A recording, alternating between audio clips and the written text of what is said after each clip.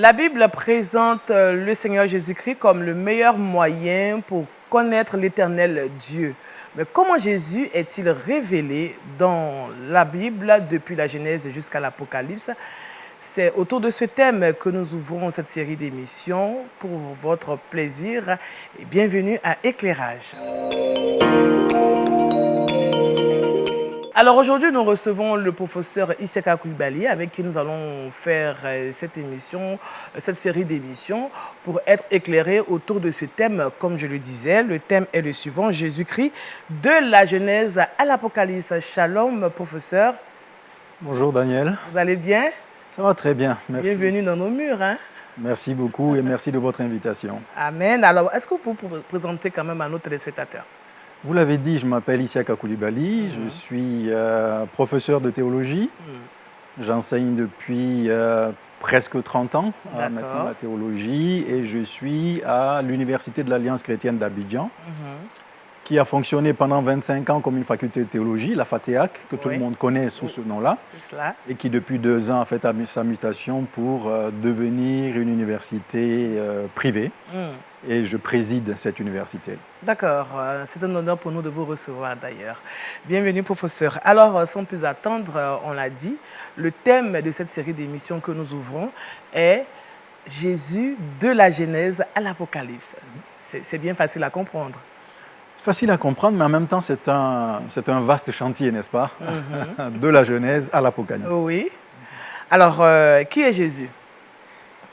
Ça c'est une grande question. Oui. C'est une grande question et c'est une question qui a été posée et qui continue d'être posée durant toute l'histoire.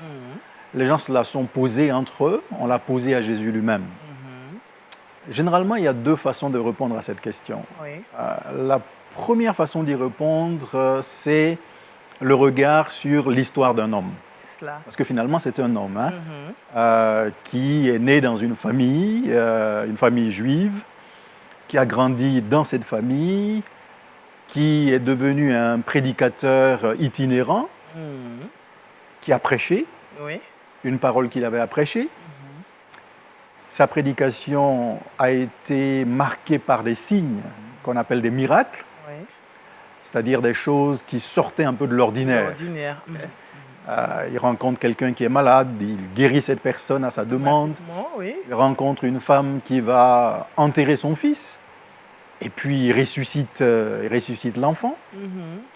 Ou bien encore, il rencontre des personnes qui sont troublées par des esprits mauvais. Il intervient pour délivrer ces personnes. Donc ça, c'est le personnage historique de Jésus.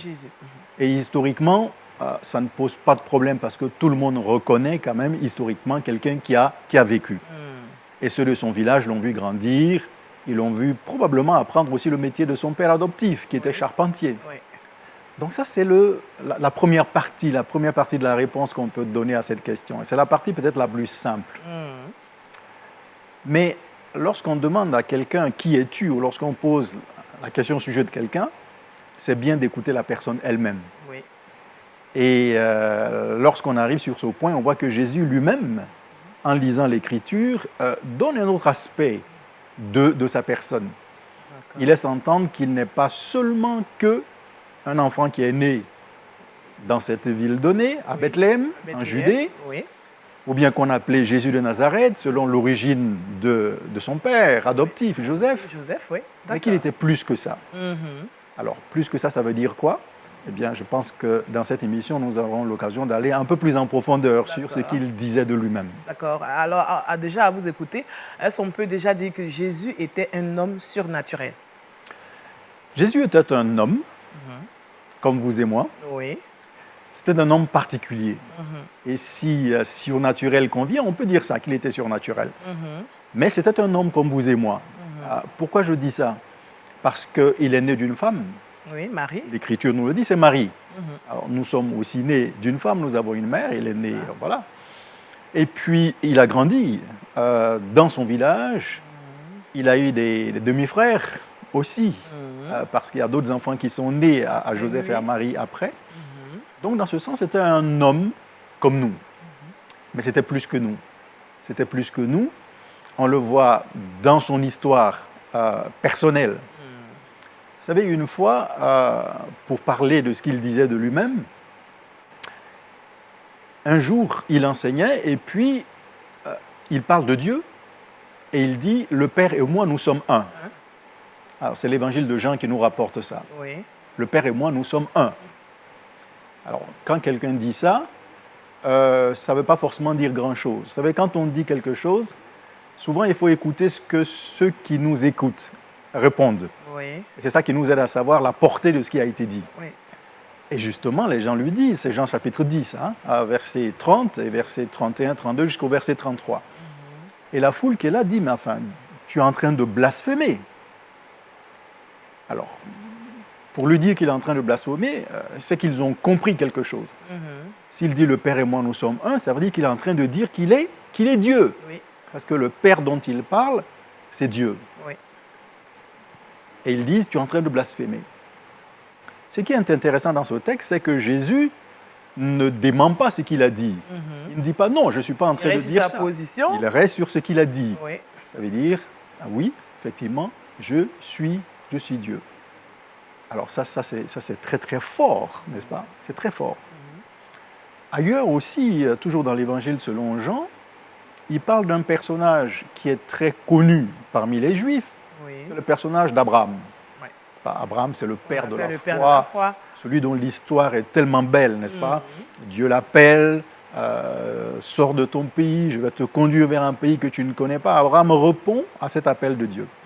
À partir de là, Abraham devient l'homme de la foi. Amen. Donc le père de tous ceux qui ont la foi en Dieu. Mais l'histoire d'Abraham se situe bien avant la naissance de Jésus. Oui. Or Jésus parle d'Abraham et il dit « Avant qu'Abraham ne soit, moi je suis ». Alors là, les gens se disent « Mais enfin, il exagère un peu quand même celui-là. Qu'est-ce qu'il veut dire ?» Il exagère un peu. C'est cela. On t'a vu naître ici, on te connaît, tu n'as même pas encore 50 ans. Et tu dis qu'avant qu'Abraham fût, tu es. Oui. Dans cette parole de Jésus, il y a quelque chose qui me semble important. Parce qu'il ne dit pas avant qu'Abraham ne soit, moi j'existais. Il dit avant qu'Abraham ne soit, je suis. Je suis. Donc il est. Il est. Alors, présent. Pour tout lecteur attentif, on se rend compte que ce qu'il est en train de dire, je suis, rappelle un souvenir. Et là, ça nous renvoie dans le livre de l'Exode, où Dieu se présente. Vous connaissez, hein, n'est-ce pas? Avec Moïse. Avec Moïse. Oui. Et Moïse dit, tu m'appelles, etc., je vais aller vers les enfants d'Israël, je vais leur dire quoi? Qui m'envoie? Et Dieu dit, tu leur diras, je suis. Celui qui t'envoie s'appelle je suis. Le grand je suis, comme on dit. Je suis. C'est ça. Donc quand Jésus dit, avant qu'Abraham ne soit, moi je suis, il est en train de dire, mais écoutez un peu. Depuis la nuit des temps. La référence est faite à Dieu, qui se présente à Moïse. Donc, Jésus parle lui-même de sa divinité, en fait. Voilà. Le Père et moi, nous sommes un. Avant qu'Abraham ne soit, je suis. Alors, il y a plusieurs autres textes qui parlent de ça. Donc, dans ce sens-là, pour répondre précisément à votre question, Jésus n'est pas qu'un homme. C'est un homme dont on peut tracer la généalogie. On la voit chez Luc et chez d'autres. Mais c'est également Dieu. C'est comme ça qu'il se présente lui-même. D'accord. Alors, est-ce qu'il y a une différence entre Jésus et Jésus-Christ? Ça, c'est une question intéressante aussi. Alors, Jésus, c'est le nom que sa mère lui donne. Si nous lisons Luc, chapitre 1, lorsque l'ange apparaît à Marie, elle lui dit, il lui dit, tu seras enceinte, tu vas donner naissance à un fils, tu lui donneras le nom de Jésus.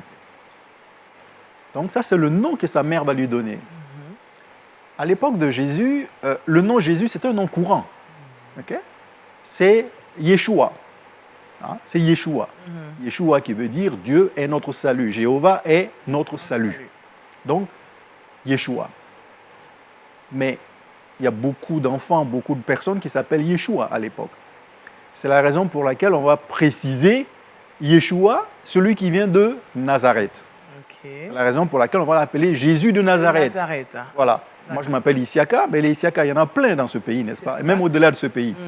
Donc, il faut préciser l'origine. Il faut préciser, justement. Il faut préciser pour qu'on comprenne. Donc, pour Jésus, c'était ça. Jésus, c'est le nom que sa mère lui a donné. Et on va préciser Jésus de Nazareth. Maintenant, Christ, qu'est-ce que c'est que Christ? Jésus-Christ. Christ, ça vient du grec Christos. Christos. Ça veut dire quoi? Ça veut dire oint, celui qui est choisi. L'équivalent hébreu de ça, c'est Mashiach. Mashiach, c'est le Messie, celui qui a été choisi. Donc, Christ devient un titre de Jésus. Donc, c'est Jésus, celui qui a été choisi. Celui qui avait été annoncé déjà par les prophètes comme venant de la part de Dieu, eh bien, c'est lui. Donc, Jésus, Christ. Jésus, le Christ. Alors, dans l'histoire, il y a eu différentes hérésies, c'est-à-dire les enseignements qui n'étaient pas des enseignements conformes à l'Écriture, conformes à l'Église.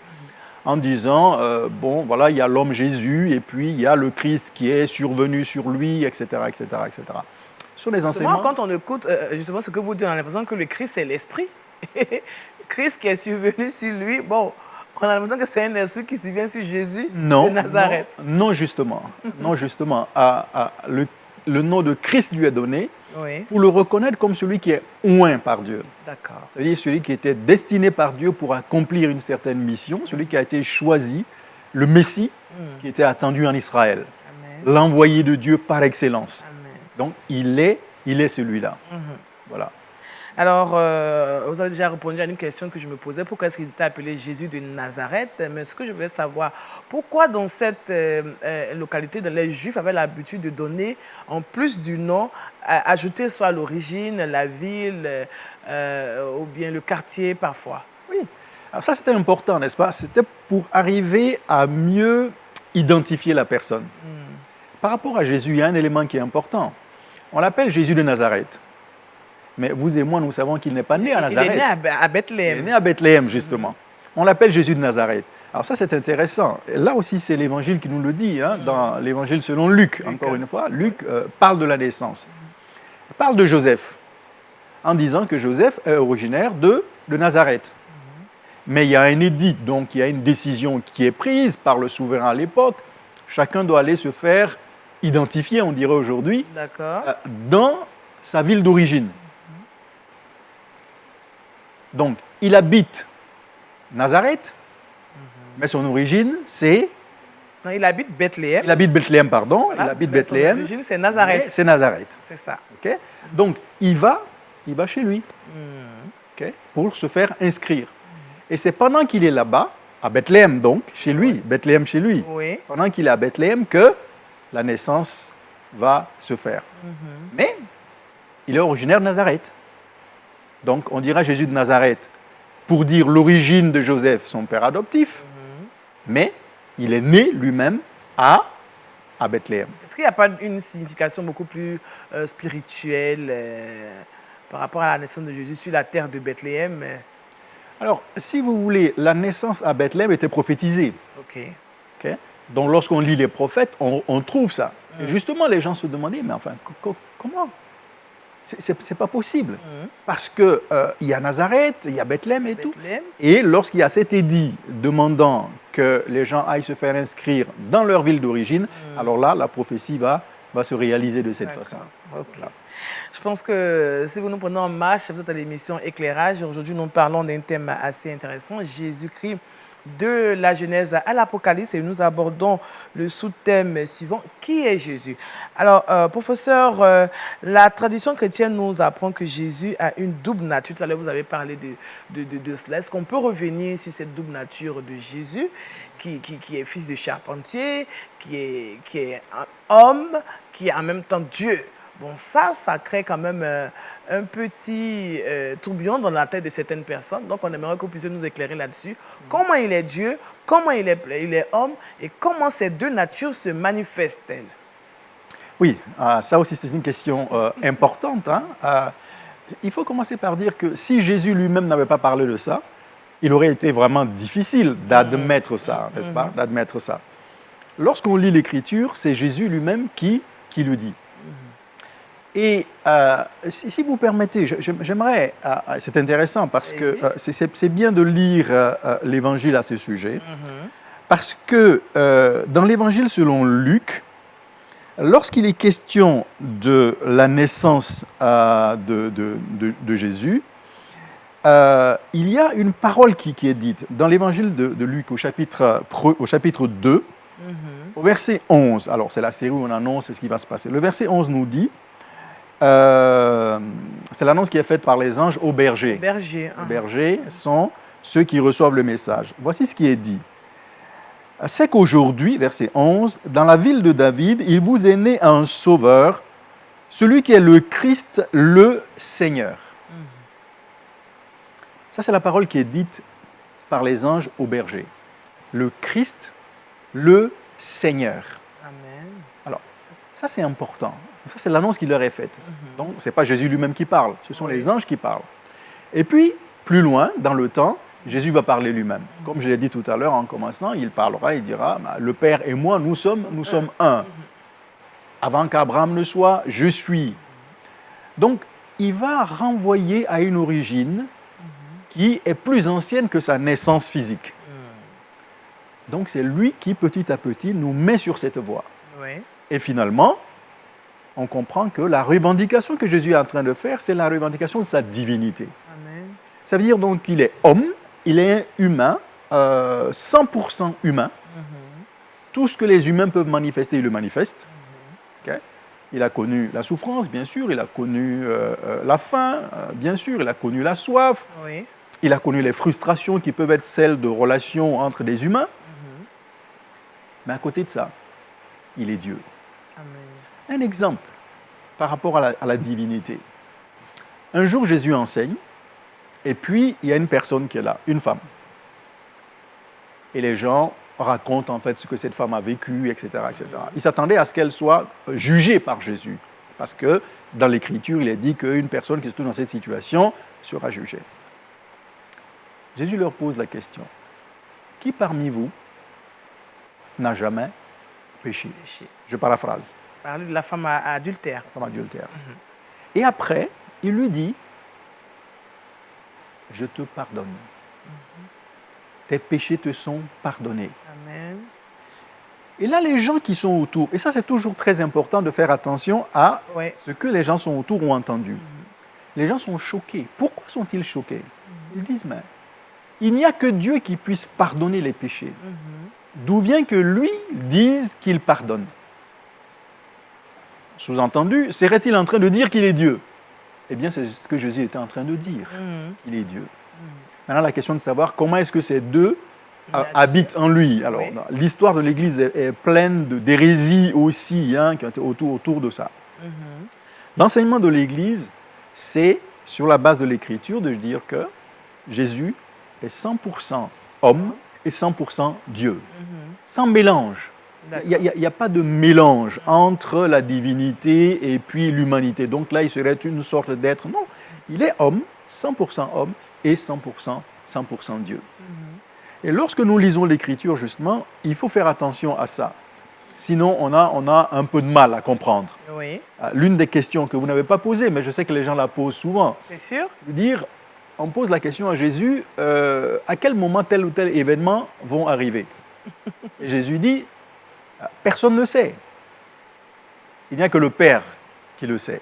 Ah, justement, quand il répond ici, ça met un peu le doute dans le cœur des uns et des autres. Oui, parce que tu dis que tu es 100% homme, 100% Dieu, tu manifestes la divinité.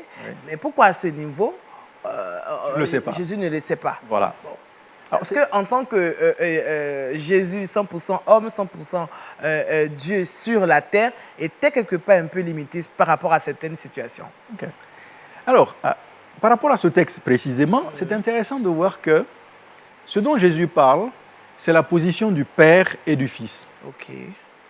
Il dit, personne ne le sait, le Fils ne le sait pas, il n'y a que le Père qui le sait. Ça, c'est intéressant parce que c'est une relation au niveau des fonctions au sein de la Trinité. La Trinité, le Père, le Fils et l'Esprit. D'accord. Donc, dans la position du Père, le Père a une autorité qui relève du Père. Donc, dans ce sens, le Père, il sait un certain nombre de choses. Le Fils, il dépend du Père. Donc, le Fils sait ce que le Père lui donne à comprendre. Donc, dans ce texte, Jésus est en train de parler de la relation qu'il y a au niveau fonctionnel entre le Père et le Fils. C'est pour ça ici, il dit, ici, il n'y a que le Père qui le sait. Non, c'est ce qu'il faut comprendre. Hein. Il ne dit pas, moi, Jésus, je ne le sais pas. Alors, quelqu'un va dire, mais est-ce que ça ne revient pas à la même chose? Ce n'est pas tout à fait la même chose. Parce qu'il essaie de distinguer les rôles liés aux personnes. Il y a le Père, il y a le Fils. Il y a la fonction du Père et il y a la fonction du Fils. D'accord. Voilà. Je pense que c'est comme ça que nous devons comprendre. Alors, professeur, nous sommes déjà à quelques minutes de la fin de cet entretien. Mais avant de partir, j'aimerais que vous puissiez nous expliquer quand Jésus dit à ses disciples, « Qui dites-vous que je suis ?» Pourquoi pose-t-il cette question? Puisqu'il est censé informer, il est censé former ses disciples. Pourquoi il leur pose cette question? Qui dites-vous que je suis? Ah oui, bah justement parce que... Pendant son parcours, il essaie d'en parler, mais pourquoi? Voilà, il essaie d'en parler. Alors, il faut considérer ses disciples comme étant ses étudiants. Hein. Ce sont des gens qu'il est en train de former.